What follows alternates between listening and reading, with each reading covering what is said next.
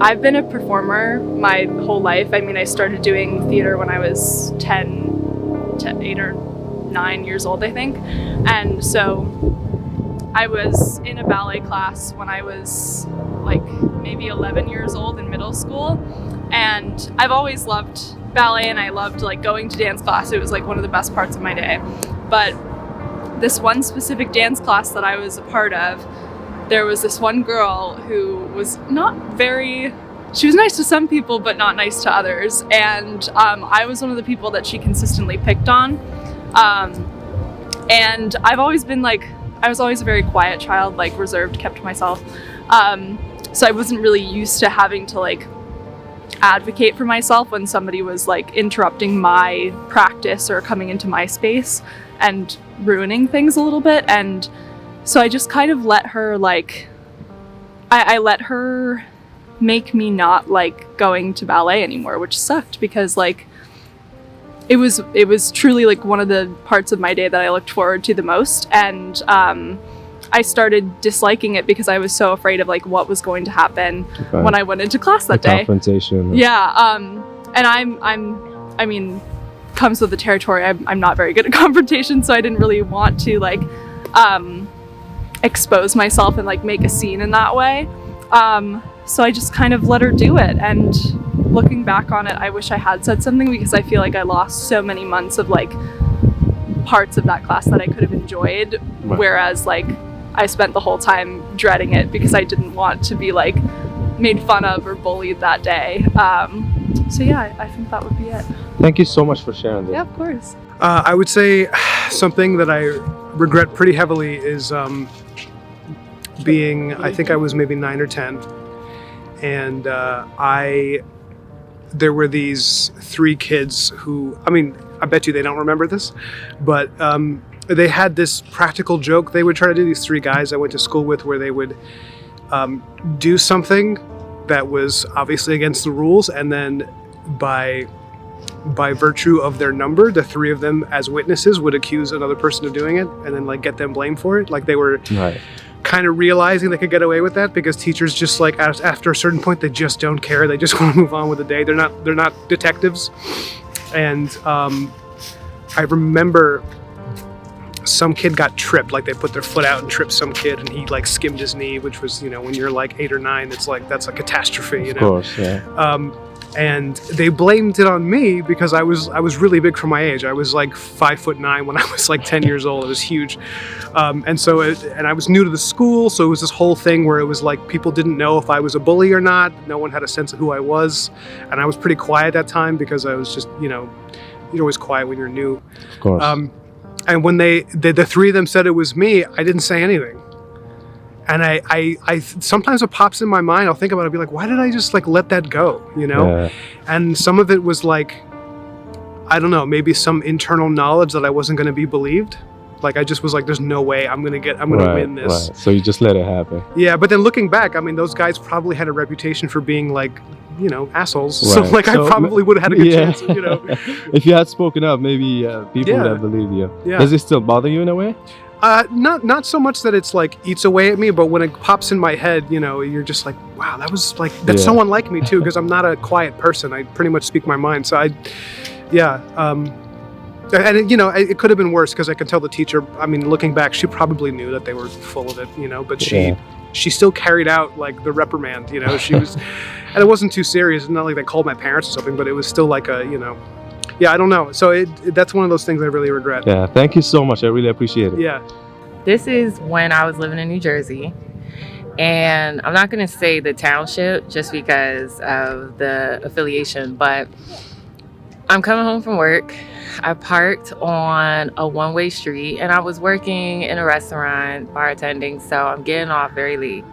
And my ritual was that when I would leave, I would first sit in my car, listen to some music, just relax because I needed to decompress. Right. So it's a one-way street. It's in the middle of the night and I'm just in my car, but I didn't turn my music on for some reason. I just sat down and reclined my chair. I noticed that there was somebody walking on the side of my car looking behind them. and they saw me in the car, but they didn't say anything.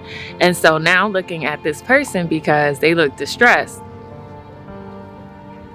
coming up the one way, there was 2 patrol cars, and then there was like a van, like a cop van, and they blocked me off, so I couldn't even leave if I wanted to. Right. But they hopped out.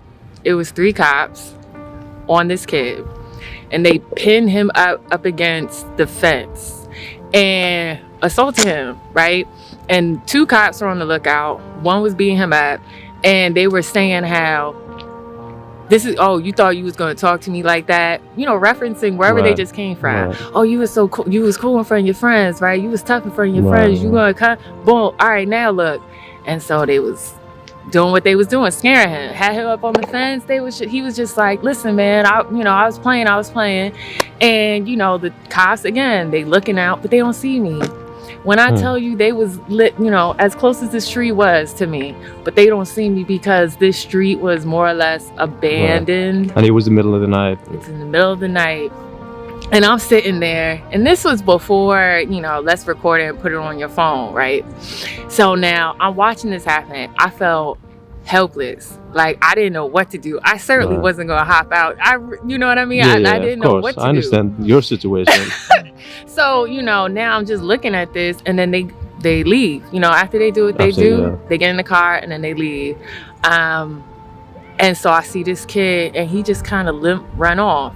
And I'm just sitting there, and I was so scared to pull off. I didn't leave for a while because I wanted to make sure that I wasn't going to be involved in this at all. But see, now I had people who were cops in my life at that time, and I went to them because they were trusted people of, you know, elders, right? And when I said you wanted to understand if that was right or like exactly, and I was just like, the first thing that they said was because of the town, you never know exactly what was going on. What was going on? Yeah. On top of it, you know, there's a lot of, what is it called when I don't want to say dirty cops, but like when you have certain people that are involved, you know, in affiliations, whatever. Right. Corrupted. There you go. Thank you. They could be corrupted and all this other stuff. But the one thing that bothered me was that everyone I asked told me to mind my business and just leave it alone, right? Now, let's fast forward. It's 10 years later. Everyone pulls their phone out. Right, and record. And records, and they show everyone, and they, you know, put it could go... While being safe. While being safe. Yeah. They put it out there. What's the app? Citizens. People put all kinds of things that I have on Citizens apps. Like, there's whole platforms for it. And that's always burned me inside that I never did anything, told anyone, brought it to anyone, because I was so scared. Because you know, the cops in my life were saying like it could come back to you. Right. You know, like forget just destroying your phone, they could destroy your life. You live and work in this town. You know, you don't want to be harassed and stuff like that and have it be a part of you. And so I left it at that. And so when you ask me, is there a time I wish I could speak up? I wish I had the courage, maybe, you know, a little foresight or, you know, something to speak on that, because I'll never forget it. Thank you so much for sharing this. I appreciate it. No, thanks for asking. I met a conference once a couple of years ago, and most of the people there were, I believe they were socialists. And they were talking about renewable energy and how everything that is required to make energy releases carbon dioxide. Anyway, so even the manufacturing of solar panels and wind turbines and things like that require energy. So what's the whole point? And it made me very angry because they didn't have any solutions. I would have had a pretty good response to that, I think, except that the room was full of people that were agreeing with them. And I wanted to say something, and I was almost on the verge of speaking up, but I just decided to take the easy way out and not say anything. And I did regret it for maybe a day or so, because I think that my my rebuttal to their argument would have been valid, but not accepted. Not accepted. Yeah. If you Yeah. put in the same situation again, would you speak up or would you take the same choice? It depends on how I feel. Right. Okay, I can be very outspoken at times, and other times I can be very reluctant to say anything. Right. I pretty much go back and forth with that. Right. Thank you so much for sharing this. I appreciate it. Okay, you're welcome. Well, as life would have it, it was on Wednesday. I was at an AA meeting. And on Tuesday, I made 90 days of clean and sober living. And I was asked on Wednesday if I would share on Friday. And I knew I wasn't ready to share, but I agreed to share. And I had to decommit because that's not what I really wanted or needed to do at the time. So I felt like at that point in time that I did not speak up for myself. Right. Yeah, I didn't speak up for myself. I denied myself. So I felt kind of bad about that. Does it still bothers you? No, because I actually went to an AA meeting yesterday and I shared and I got it off my chest. But up until that point, I was beating myself up. What does addiction teach you? What does addiction teach me? Yes. The whole experience. Oh gosh, the whole experience that I'm powerless, that that I'm out of control if I take one drink. I cannot take one drink. One drink is never enough. One drink is never enough, and I have an excessive personality, so You go to the extreme. I go to the extreme. I have always gone to the extreme. Are you a happy person? Yes, today I'm happy. Today Amazing. I'm actually happy, and I haven't been happy for a long time. I have not been happy for a long time, but today I'm happy.